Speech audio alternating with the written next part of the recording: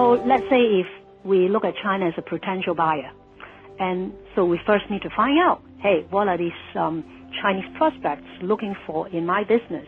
And again, coming to what you talked about slightly earlier, when you do business with the Chinese, you understand that education, it's very important. I absolutely agree on that. Because if we look at Chinese coming in to buy, they have an overall value proposition. I would say in general, it's the U.S. market, because it's a huge market. They're looking for some or all of these things I will mention. Market knowledge, market presence, sales channels, management team, technology innovation, assets, intangible assets such as brand, patent, and trademark. It's a funny case that I have quoted a couple of times, that a Chinese manufacturer visited the U.S. and saw an item that he sold ex-factory for $5, which is retailing in the U.S. for $40. And he immediately said, hey, I wanted to capture that $35 too by selling directly into the U.S. market. And this person came in, but he found out that it's very different when he sells ex-factory to buyers or trading companies, because the only thing he is involved is managing this production cycle right.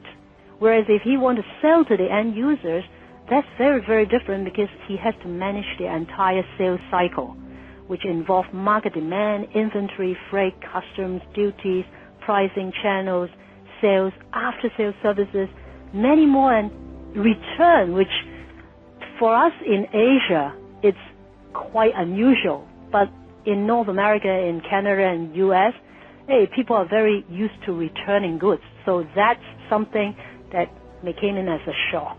Ah, it's interesting. Cultural difference. Huge cultural difference. When I first came to the U.S. 17 years ago, when I bought something that I realized that I don't not like is new, I try to give it away to my friends. And when my friends started to tell me, do you have the receipt? You can return it for money. I say, wow, isn't it true? Of course, I learn about it now. Right. Yeah. So I think with the Chinese, some of them, they start doing research and planning early. They learn about it. Where others, they are learning by paying for their mistake. Ah. So I think when we deal with the Chinese, well, particularly in my experience, the key to work well with them is education and partnership. When I say partnership, it's as peers instead of as someone who is superior. Because in simple terms, I'll just put it as respect. As you may already have heard many times, when you work with the Chinese, you give them face. You give face when doing business with the Chinese, and can't be too wrong. Okay. Yeah. And let's say if we're talking about a little more about doing business with the Chinese as a potential buyer, then my question is the Chinese going to be a potential buyer for the entire company of yours, or is the Chinese going to be only buying partial interest? And I have seen and worked on a few things that I think could be very, very important for us to note. One, the Chinese currency is not a trading currency yet. It's not convertible very easily. So China has this, or in short we call it SAFE, which is actually the State Administration of Foreign Exchange. So if the Chinese need to send out money, they need to first get the approval from SAFE and then convert it into a foreign currency to send out. And one case which was doing quite well until the payment, it's kind of the thing, that a consultant was looking for a potential target for a Chinese company to buy. And they got something in the bankruptcy court, meaning that you have to act really quickly. But when everything is through, the Chinese had difficulty sending the money out because they did not get the approval early enough from SAFE, and the deal is gone. And in March of last year, 2009, new rules came out that when a company in China is looking at starting acquisition, they can start doing the paperwork and start applying for the foreign exchange already before they get the target. So if your company is looking at selling to the Chinese, I think the first question is, do you have your money ready? And are you able to send out the money as soon as possible without the foreign exchange issue? I think that's the first question to ask. Well, it's important that people have this information going into this, so this is valuable. Yep. And also, I think there is another deal that I was actually talking to the Chinese party after the fact, or in the middle of the fact, that they hire a M&A consultant to look for a target for them, because it's a company that is involved in automotive industry in China. They're looking to buy a foundry here in the U.S., and the entire intent is to buy so that they can get their asset and move their assets or equipment back to China to do things in their factory.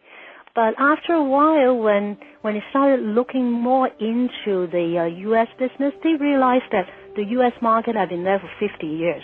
The Chinese market had been there for 20 years. And the equipment that China is using is very, very new comparing to the older equipment in the U.S. And then they realized that the acquisition is not going to give them what they want. So they pull out of the deal. And of course, the M&A consultant got paid for the work. But at the same time, if you look at the companies being approached, they might have already spent a lot of time and effort putting things together to share with the consultant. It should eventually go to the Chinese. So again, if you're selling your business, there's no harm asking why the other side is looking to buy from you and analyze if it's actually a deal that would close. Because I think opportunity cost is huge. As timing is important, your time in putting to run your business or talking to someone is still the same time. But taking out the time from the business, well, it's not that you desire if the other side is not going to give you the business. Well, it's a rule of thumb or a general, probably unsupportable statistic, because you won't ever catch all this, but it's estimated that only 10 to 20% of the firms that go up for sale actually close. So the fact that we're dealing with a foreign buyer would add an interesting spin, more risk, just in terms of a knowledge gap and a cultural gap that would probably even drive that percentage to the lower end of the spectrum. Would you agree? I will, and in fact, working with foreign companies, it's a big challenge because, one, it could be a language issue, and when I say language, it's not only a foreign language, but body language and how people think as well. And I have been in so many situations that either a Chinese person speak English have a different meaning in that particular word than we have in the U.S. Because in Asia, people also learn English, like the British English. And for the meaning of a certain word, they are very good. They exactly know every single meaning in their dictionary. Whereas in the U.S., we tend to kind of use words with new meanings. So if that vocabulary is not there, that's an issue already. And the time difference is an issue. I think business practice is an issue, and also communication is a big issue as well.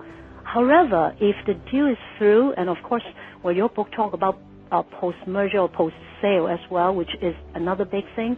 But if the deal is through and both sides put in the right, I would say, effort and interest in that, we may be able to get more benefit from the deal than when there's no deal.